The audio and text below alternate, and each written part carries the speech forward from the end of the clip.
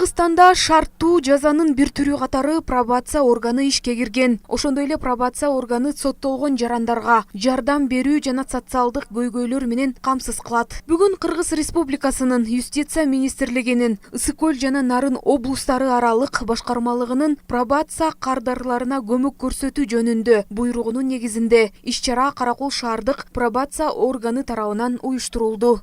Жардам аталышындагы иш-чараны уюштурганбыз. Ушул жардам иш-чарасы бүгүнкү күндө Каракол шаарындагы пробация органында каттоодо турган кардарларга уюштуруп жатабыз. Буга жергиликтүү мамлекеттик аткаруу органдарынын өкүлдөрү келип катышып беришти.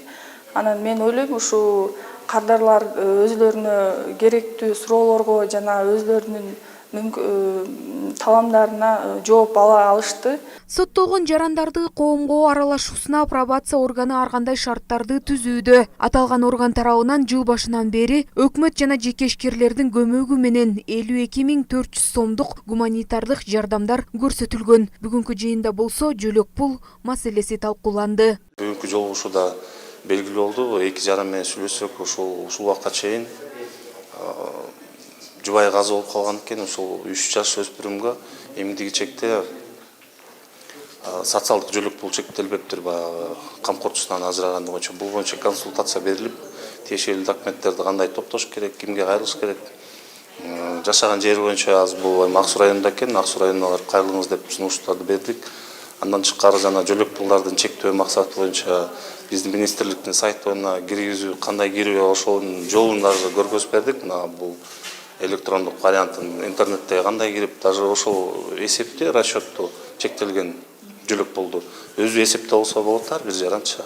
Каракол шаардык пробация органында бүгүнкү күндө 59 жаран каттоодо турат. Алардын 5-өө аял киши, 1-өө жашы жете элек өспүрүм, калгандарынын бардыгы эркек кишилер. Мага мамлекет тарабынан балдарыма 3 кызым бар. Пособие жардам керек да, пособие. Өзүм иштебейм, безработныймын, өзүм пробацияда учеттомун. Ошо соцпомощь тарабынан адамдар келиптир, ошо